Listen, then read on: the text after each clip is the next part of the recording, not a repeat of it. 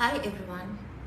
Today we are not going to talk about anti-aging or skin, but we are going to talk a little bit about the coronavirus, which is something that is affecting all of us in one way or the other. As you all know, the coronavirus enters the body through the eyes, the nose, or the mouth, mostly by touching our faces. Once it has entered our system, it tends to go to the back of the throat. Now, at the back of all our throats, there's two pipes that are there. One pipe is the esophagus, which takes food and fluids down into your stomach. The other pipe is called the trachea, which takes in air into your lungs. Now, what is important about the lungs is that when air has come and traveled down the trachea and into the lungs then take in oxygen from that air through its surface, and it spreads it to the rest of the body by going into the blood system. The blood, again, through the system of the veins, brings back the carbon dioxide, which your body no longer needs, back to the lungs, and it's excreted out of your body via the action of breathing out. Now, what happens with the coronavirus is that at the back of the throat, it mixes with the nasal fluids, and it flows and crawls down the trachea and into the lungs. And what it does here is it causes damage that is called fibrosis. Fibrosis is basically scarring of the lung tissue.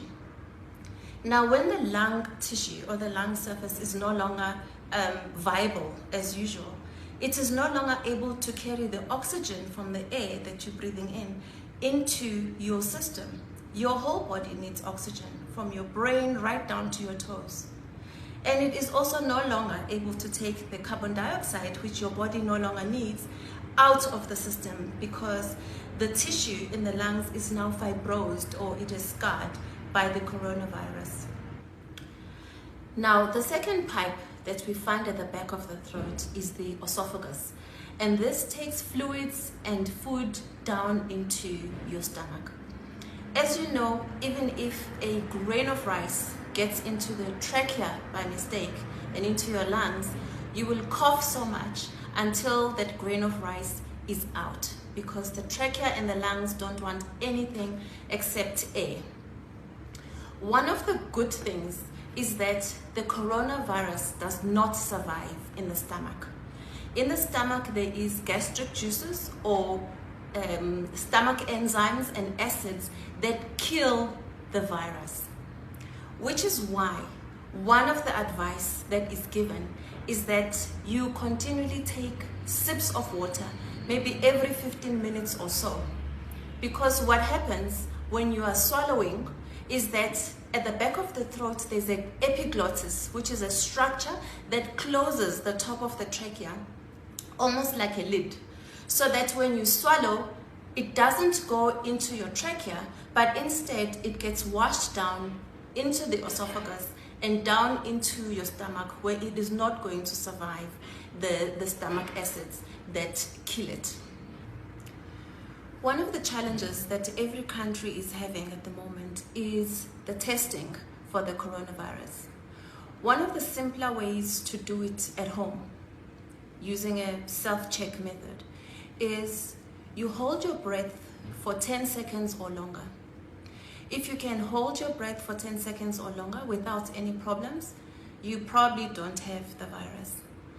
But if during that time you are struggling to hold your breath, and you are coughing, you are experiencing discomfort in your chest or tightness in your chest, it is possible that you might be having a little bit of the fibrosis already developing in the lungs, in which case I suggest you go and seek medical help immediately. Symptoms that you will experience with the coronavirus is, firstly, you might have a mild sore throat that will progressively get worse for about 3 to 4 days. Thereafter, because the virus, as I said, will then crawl down into the trachea and into the lungs, you will get pneumonia. And with the pneumonia comes the difficulty in breathing. That happens at about 5 to 6 days after the days of the sore throat. With the pneumonia also comes the high fever that is uncontrollable and difficult to manage. The nasal congestion that you get as part of the symptoms of the condition is not like a normal nasal congestion. You feel as if you are drowning in water because you're not able to get in oxygen and not able to excrete the carbon dioxide.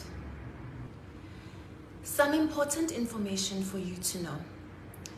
If a person has got a runny nose and are coughing up phlegm or sputum and it's productive, they most likely have a normal common cold.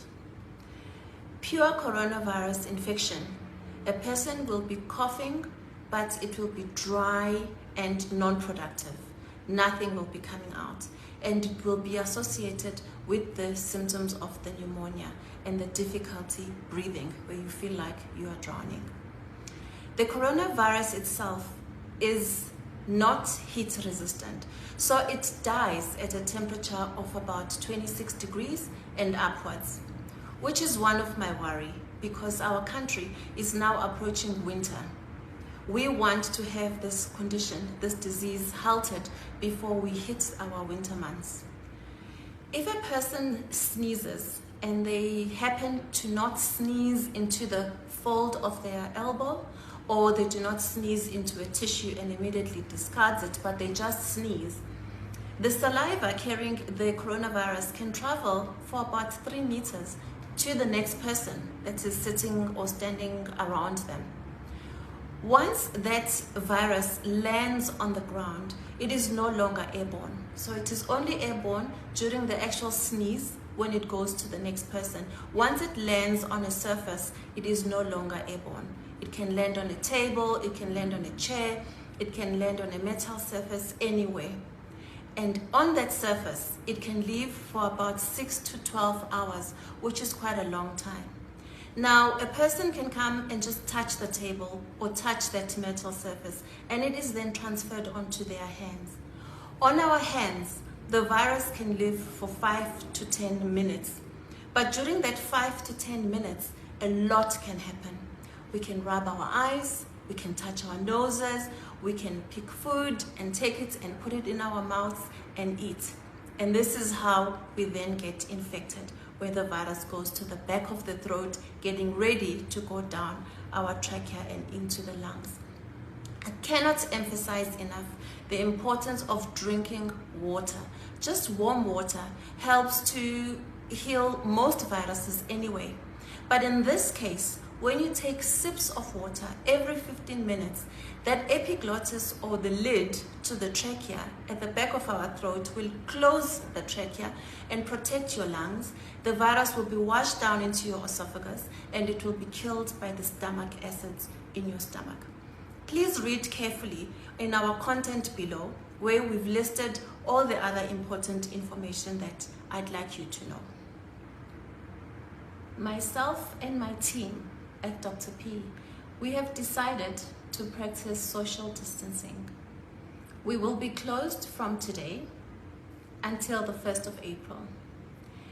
At that date and time, we will reassess the situation, what is happening in the country as well, and whether the conditions are conducive to us being open again. But we will let you know and we will keep you posted, because at the end of the day, your safety is important to us. We want you to be safe, and we want your families also to be safe. Please, as much as possible, try to practice the social distancing. If you have to be out in public, make sure that other people around you are about 3 meters away from you. Also, if you have to be in public, make sure that you have a mask on and you have your gloves on and you have a sanitizer on you at all times, where you can be able to wash your hands and use the sanitizer as well. I would like to thank the Minister of Health, Minister Zweli Mkhize, for all the tireless work that he is doing at the moment. In every country, it is very difficult to be facing a crisis like this one, because as you know, with Italy, there is no country that has enough ICU beds to be able to put people who are sick into the ventilator. A lot of the time, doctors have to make decisions as to which patient are they putting on the ventilator machine to help them breathe, and which patient to take off the ventilator machine because that patient is most likely not going to survive. It is not a nice decision to make. And I thank also the President, President Cyril Ramaphosa, for closing all the borders and trying to put this virus at bay from us.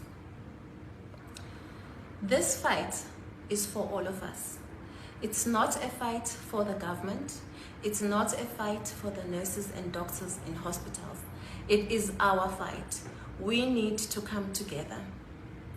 The triumph of this fight will be determined by the number of lives that we save.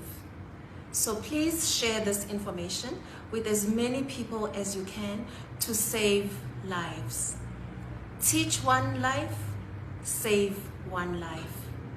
Be safe, and we will see you soon.